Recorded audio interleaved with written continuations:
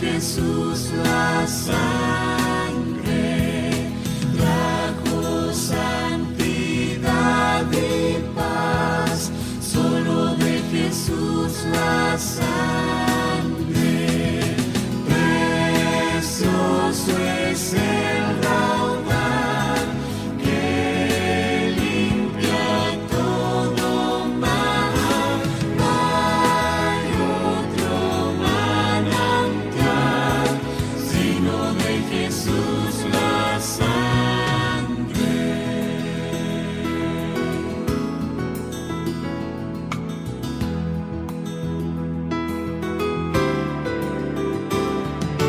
Veo para mi salud, solo de Jesús la sangre tiene de sanar virtud, solo de Jesús la sangre, precioso es el raudal que limpia todo mal, no hay otro manantial sino de Jesús la sangre.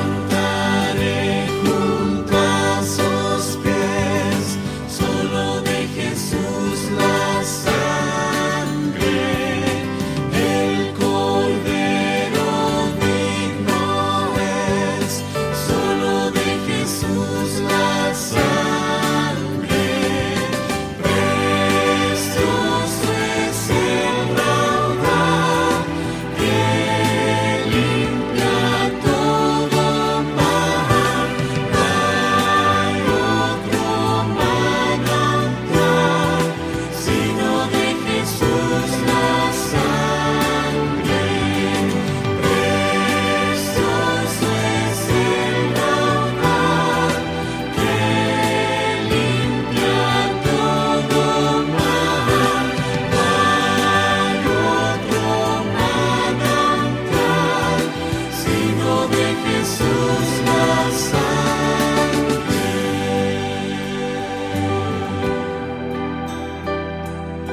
sino de Jesús la sangre.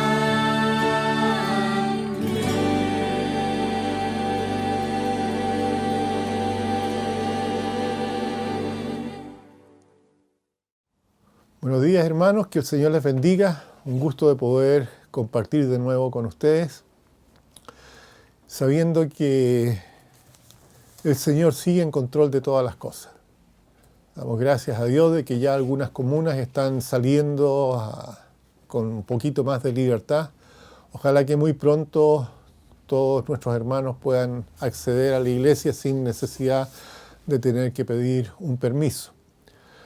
Estamos rogando al Señor de poder tener reuniones ya presenciales, quizás no con toda la iglesia, eso lo iremos a ver de qué forma lo programaremos, pero vamos a transmitir también en vivo las reuniones, así que los que no van a poder llegar a la iglesia lo van a poder ver en sus casas.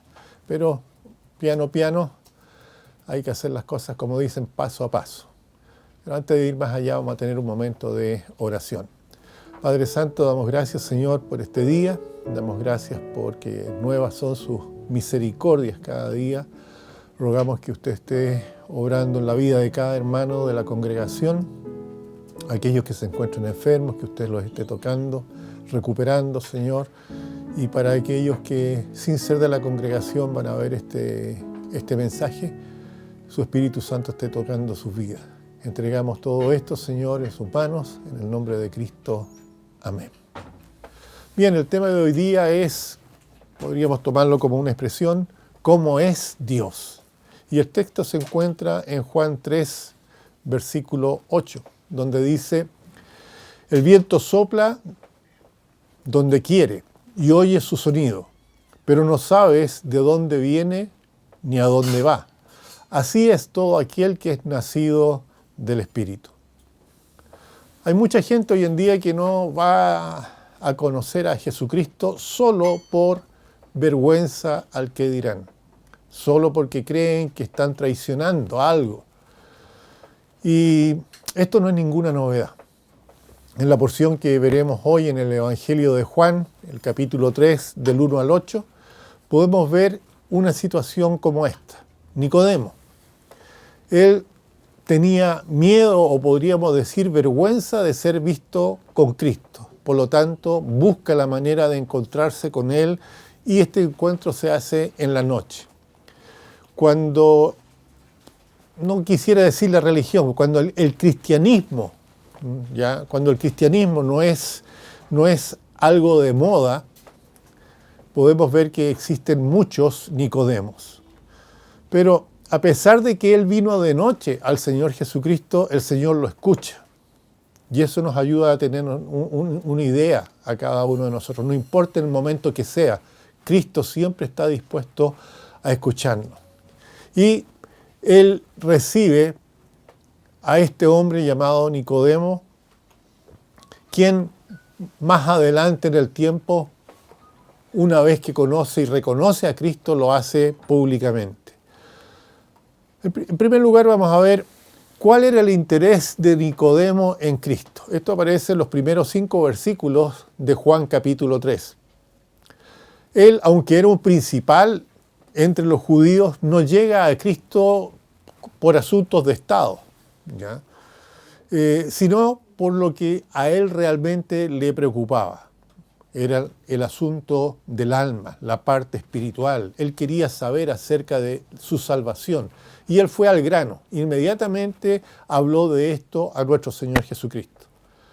Por su parte, nuestro Señor le habló de la necesidad de una regeneración, de obtener una nueva naturaleza. Y él se refiere a esto como un nuevo nacimiento. Y enseguida dirige a Nicodemo a la fuente de la santidad del corazón. El nacimiento es el comienzo de la vida. Y así también, para nacer de nuevo, es necesario comenzar a vivir de nuevo.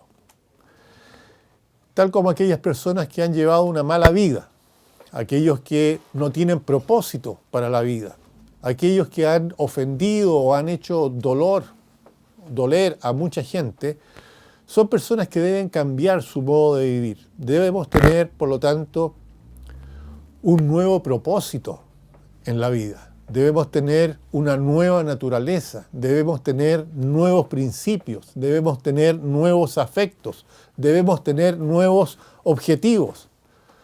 Por nuestro primer nacimiento, según la Biblia, nosotros nacimos corrompidos, por así decirlo.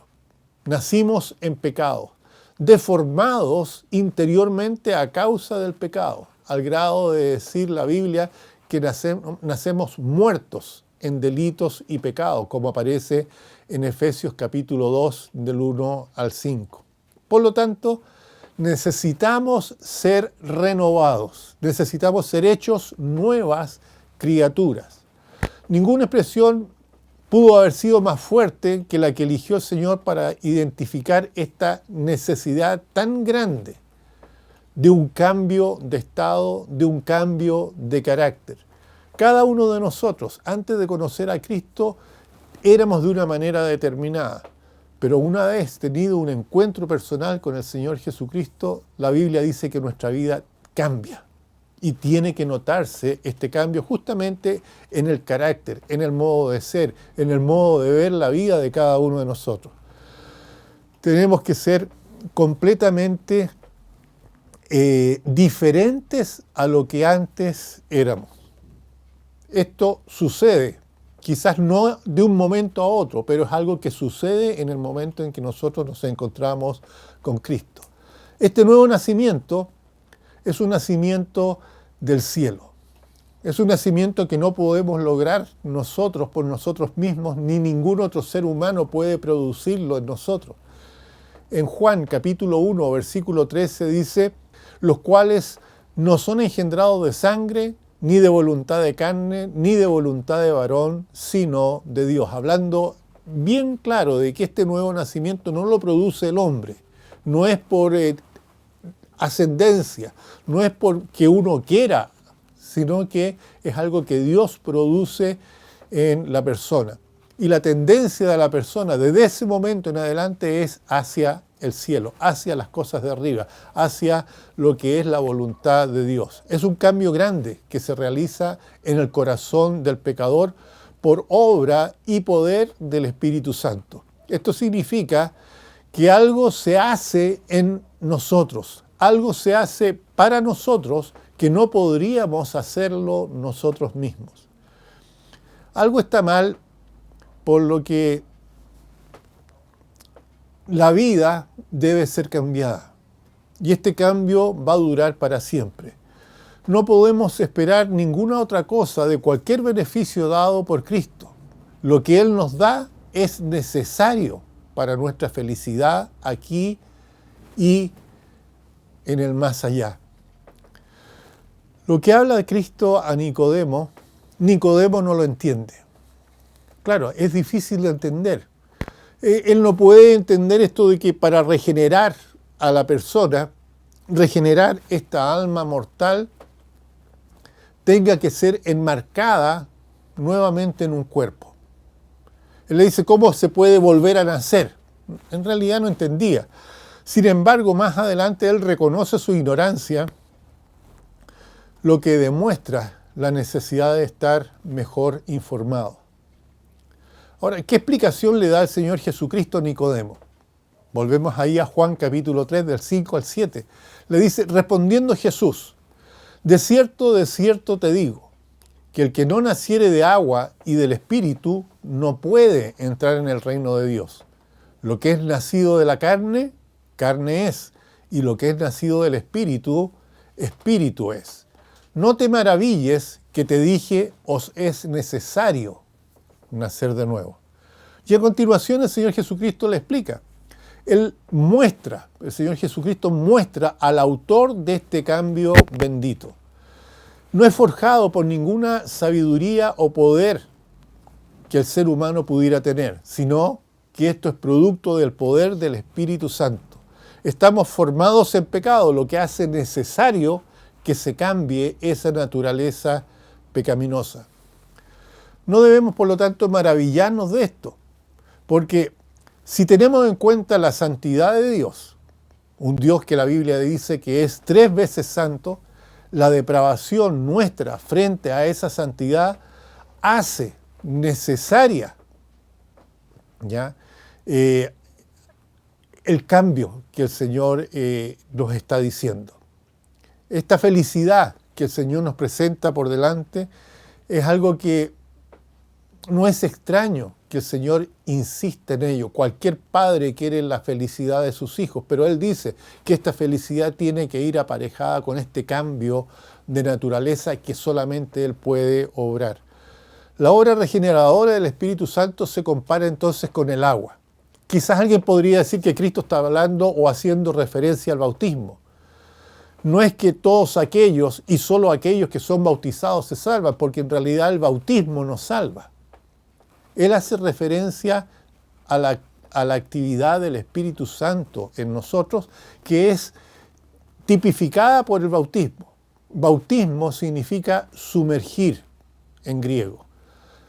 Y el ser humano tiene que ser sumergido en el Espíritu. Tiene que ser sumergido en el Espíritu de Dios. Es la forma en que el Espíritu Santo produce el cambio. Y eso es simbolizado quizás al sumergir a una persona en las aguas del bautismo. Pero quien no haya sido renacido, no haya sido regenerado en Cristo, por mucho que se moje, no sirve de nada. Como les digo, el bautismo es un símbolo de lo que produce el Espíritu Santo en la persona que cree en Cristo. Ahora, Es Dios, como les decía, quien produce este milagro. En Juan capítulo 3, versículo 8 dice, que era nuestro texto, el viento sopla de donde quiere y oyes su sonido, mas no sabes de dónde viene ni a dónde va. Así es todo aquel que es nacido del Espíritu. Esta palabra, neuma, significa tanto viento como espíritu. El viento sopla, dice, de donde quiere para nosotros. Dios dirige. El Espíritu envía su influencia donde, cuando, a quien quiere y en la medida y grado que le place. Aunque las causas están ocultas, los efectos son evidentes. Cuando una persona se da cuenta de su situación frente a Dios, cuando se da cuenta de la santidad y del amor de Dios y lo compara con la vida de uno, lo lleva a llorar, a reconocer su pecado, lo lleva a sentir esa necesidad de pedir perdón para finalmente después poder respirar aliviado en Cristo. Cristo, declarando esta doctrina a Nicodemo, le habla acerca de esta necesidad de la regeneración, que al parecer, como les decía, Nicodemo no había entendido. Y así son las cosas del Espíritu de Dios. Son locura, dice la Biblia, para el hombre natural. Para aquel que no entiende nada, para aquel que no conoce las cosas de Dios, hablarle de las cosas espirituales es locura. En 1 Corintios 2:14 dice, pero el hombre natural no percibe las cosas que son del Espíritu de Dios, porque para él son locura. Y no las puede entender porque se han de discernir espiritualmente. Cuando Nicodemo llegó a Cristo, llegó espiritualmente muerto. Sin embargo, en ese encuentro con Jesucristo, él recibe una nueva vida, una vida espiritual que le permite finalmente comprender lo que el Señor estaba diciendo. Muchos piensan que porque algo no se puede probar, no se puede creer. Y el discurso de Cristo sobre estas verdades del Evangelio es justamente ello, es justamente eso. Y Él les está diciendo en los versículos del 9 al 13, respondió Nicodemo, dice, ¿cómo puede hacerse esto? Respondió Jesús y le dijo, ¿eres tú maestro en Israel y no sabes esto? De cierto te digo, que lo que sabemos, hablamos, y lo que hemos visto, testificamos, y no recibís nuestro testimonio. Si os he dicho cosas terrenales y no creéis, ¿cómo creeréis si os dijere las celestiales? Nadie subió al cielo sino el que descendió del cielo, el Hijo del Hombre que está en el cielo. Esto muestra la locura de los que hacen cosas extrañas para ellos. Es decir, cualquier persona que hace algo distinto es tildado muchas veces de loco, ¿ya? Sin embargo, estas palabras de Jesucristo hablan de la necesidad de entender a Dios y eso se hace solamente en forma espiritual. Cristo revela, por lo tanto, esa voluntad de Dios para nosotros, porque Él es el que bajó del cielo. Sin embargo, está también en el cielo. Y aquí tenemos un aviso de las dos naturalezas distintas de Cristo. Él es 100% Dios y Él también es 100% humano. Estas dos naturalezas en una sola persona, que es el misterio de la encarnación. Por lo tanto, mientras Él es el Hijo del Hombre presente delante de Nicodemo, Él al mismo tiempo ahora está en el cielo. Dios es. Así se presentó Dios ante Moisés. Yo soy el que soy. Y el cielo es la morada de su santidad. Este conocimiento es algo alto y que solamente puede ser recibido por fe. De eso le estaba hablando el Señor a Nicodemo. Un recordatorio, ahí en Juan capítulo 3, versículo 14 y 15 dice, y como Moisés levantó la serpiente en el desierto, así es necesario que el Hijo del Hombre sea levantado, para que todo aquel que en él cree no se pierda, mas tenga vida eterna. Tuvimos un mensaje acerca de la serpiente. ¿no es cierto?, de la serpiente de bronce. Y la Biblia nos dice en este versículo que Jesucristo vino con ese propósito, a salvarnos, hecho por nosotros curación. Lo mismo que sucedió con los hijos de Israel, que fueron mordidos en el desierto por esas serpientes ardientes y se curaron viendo la serpiente de bronce que estaba levantada por orden de Dios en el medio del campamento. Eso lo pueden leer en Números 21 del 6 al 9. Y dice en el versículo 9, y Moisés hizo una serpiente de bronce y la puso sobre un asta. Y cuando alguna serpiente mordía a alguno, miraba a la serpiente de bronce y vivía.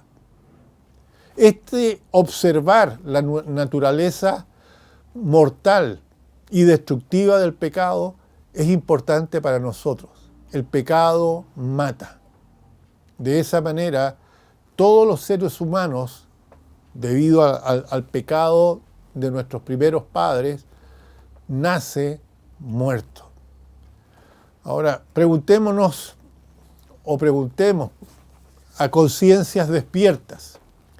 Pregúntele a algún pecador, pregunte a una persona que está en el pecado, y ellos le van a decir lo interesante que pudieran ser las tentaciones. A usted también le ha pasado. Muchas veces usted es tentado por el pecado y parece algo interesante. Mas el fin de ceder a ese pecado, el fin de ceder a esa tentación es como ser mordido por esta serpiente. Nosotros como hijos de Dios, como cristianos, debemos mostrar el remedio para esa enfermedad, el remedio para ese pecado que lleva a la muerte. Cristo se presenta delante de cada uno de nosotros como ese único remedio en el Evangelio. Hoy por hoy se está buscando la vacuna, ¿no es cierto?, para tratar el COVID-19. Pero va a tener que ser algo muy específico. No cualquier vacuna sirve. En el caso del pecado, lo único que sirve es Cristo. Aquel que muchas veces ofende nuestra paz.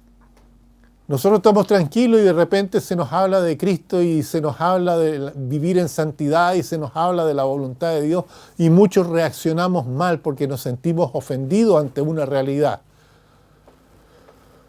Pero es la única manera de obtener la cura para el pecado, solicitar esta cura. Si alguno hasta el momento, ya sea que esté enfermo por el pecado o que tenga un método de sanidad fuera de Cristo, debe entender que los que no quieren recibir a Cristo en los términos de Cristo, la ruina de ellos está sobre sus propias cabezas. Dios dijo en Isaías 45, 22, mirad a mí y sed salvos, todos los términos de la tierra, porque yo soy Dios y no hay más. Eso es lo que dice Dios. No hay ningún santo, no hay ninguna virgen, no hay ninguna persona aparte de Dios y de Jesucristo, que es Dios, que pueda dar la salvación. Mirad a mí y sed salvos. ¿Ya? ¿Qué significa esto? Mirar a Dios, mirar a Cristo y poder vivir, levantar los ojos de la fe en Cristo crucificado. Y no solamente en Cristo crucificado, sino que también en el Cristo resucitado. Y hasta que se nos da esta gracia para hacerlo, el ser humano no puede ser curado. Todavía estamos heridos con la picadura de Satanás, en un estado moribundo. Jesucristo vino a salvarnos y a perdonarnos. Y no se morirá solo por la sentencia de la ley, porque Cristo es el que salva. Cristo es el que satisfizo la ley una vez y para siempre. Estas son las buenas noticias. Efesios 2:17 dice, y vino y anunció las buenas nuevas de paz a vosotros que estabais lejos y a los que estaban cerca. Este es el Evangelio, la buena noticia. Aquí está el amor de Dios al dar a su Hijo para reconciliar al mundo. Tanto amó Dios al mundo, así realmente, como para entregar a su Hijo unigénito. Tan ricamente nos amó. Y aquí yo me hago la siguiente pregunta. Que este Dios grande, sublime, todopoderoso, sea capaz de amar a un mundo tan inútil. Este es el deber del Evangelio, llevar a la gente a creer en este Dios de amor que entregó a Jesucristo. Dios le ha dado al ser humano un profeta, un sacerdote, un rey, y debemos nosotros renunciar a nosotros mismos para poder ser gobernados, enseñados, salvados por Él. Y ese es el gran beneficio del Evangelio. Para quien crea en Cristo, no se pierda, sino que tenga vida eterna. Dios estaba en Cristo, dice la Biblia, reconciliando al mundo consigo mismo, y así salvar a todo aquel que quiera creer en Él.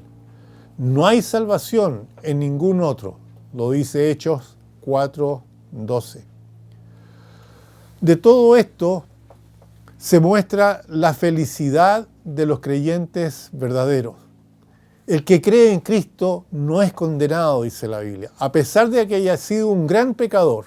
Sin embargo, no se trata del fruto de su pecado, sino que se trata de la misericordia de Dios que perdona a aquel que se arrepiente.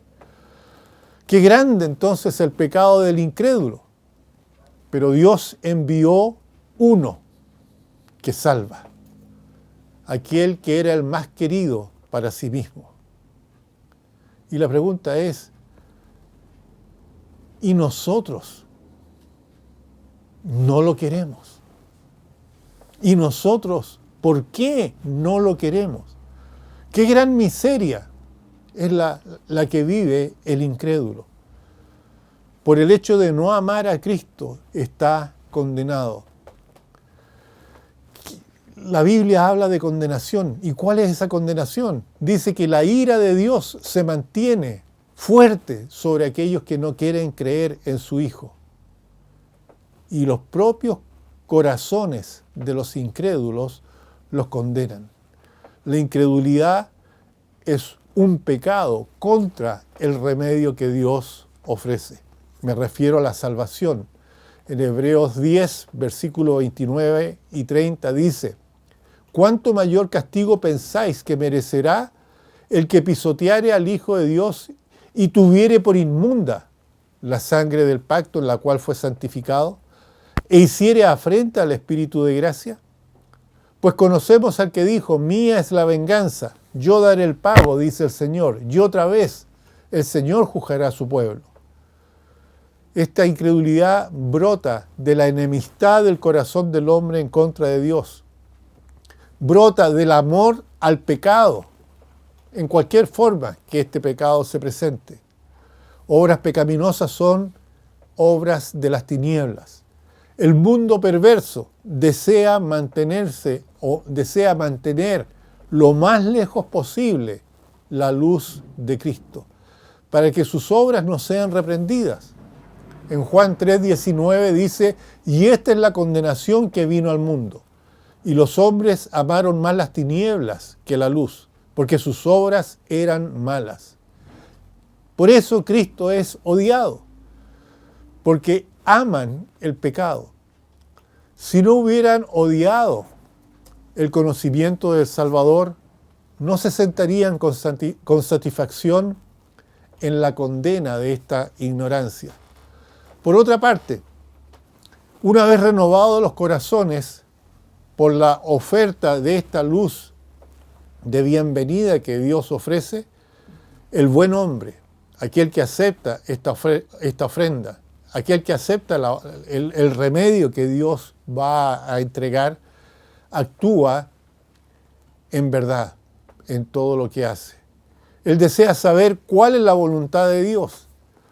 Él desea buscar la voluntad de Dios, aunque esto signifique ir en contra de su propio interés mundano.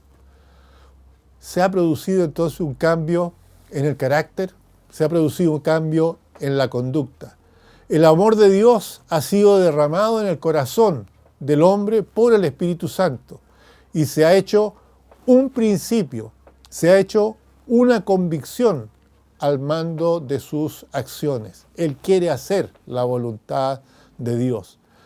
Mientras él continúe bajo una carga de culpa, mientras el hombre continúe bajo una sensación de no ser perdonado, no cabe otra cosa que el miedo servil a Dios. Pero cuando las dudas se disipan, cuando se ve el fundamento sobre el cual se edifica al justo, este perdón que se apoya en él une al hombre con Dios a través de un amor sincero. Nuestras obras son buenas cuando la voluntad de Dios es la regla en uno. Y la gloria de Dios se transforma en el fin del ser humano.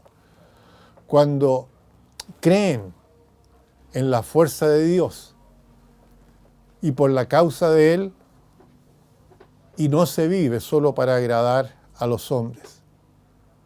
La regeneración o el nuevo nacimiento es un tema que el mundo no acepta. Sin embargo, para Dios es una preocupación. ¿De qué le sirve al hombre tener que comer en abundancia? ¿De qué le sirve tener una variedad de vestidos? ¿De qué le sirve si no se nace de nuevo? Si después de un par de mañanas o un par de tardes, esa alegría irreflexiva del placer carnal se muere en nuestros pecados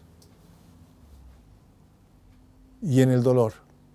¿De qué le vale al ser humano ser perfectamente capaz de actuar su rol en la vida y en todos los demás aspectos, si al fin nos enteramos de que el juez supremo va a dictar la sentencia: apartados de mí, no os conozco, hacedores de maldad? Se vuelve siempre a la misma pregunta: ¿qué harás tú con Cristo?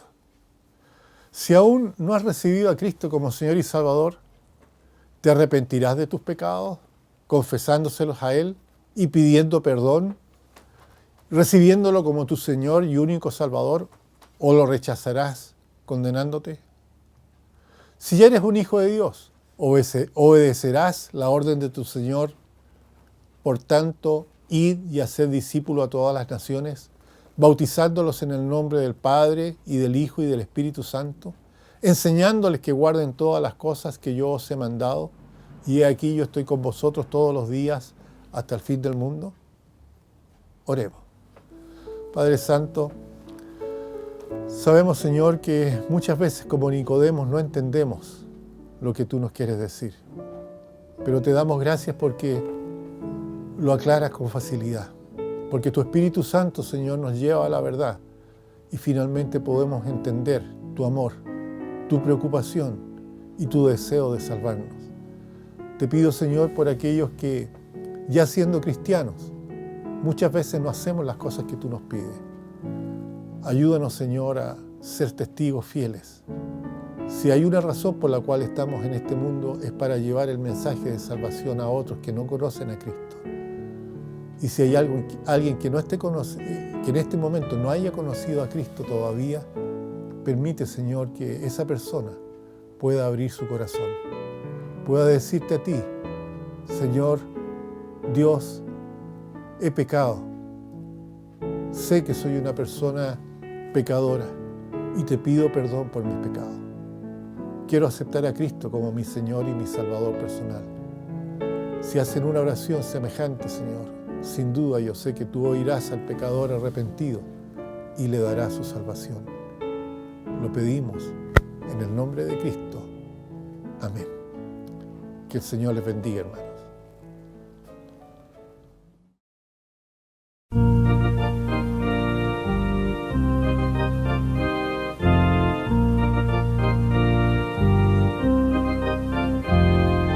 Una vez perdido vivía yo, lejos y vagante en error, mas la voz de Cristo me alcanzó, me llamó con tierno amor. Hay un nombre nuevo en la gloria, mío es, y mío es, y los ángeles cantan la historia, salvo es el pecador. Hay un nombre nuevo en la gloria, mío es, y mío es, todos mis pecados ya son perdonados, gloria al Señor.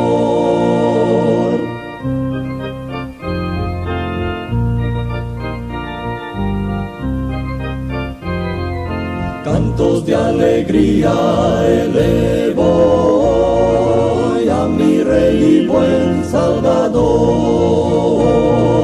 y ahora mis dones a Cristo doy, y le sirvo por su amor. Hay un nombre nuevo en la gloria, mío es, y mío es, y los ángeles cantan la historia, salvo es el pecador. Oh, hay un nombre nuevo en la gloria,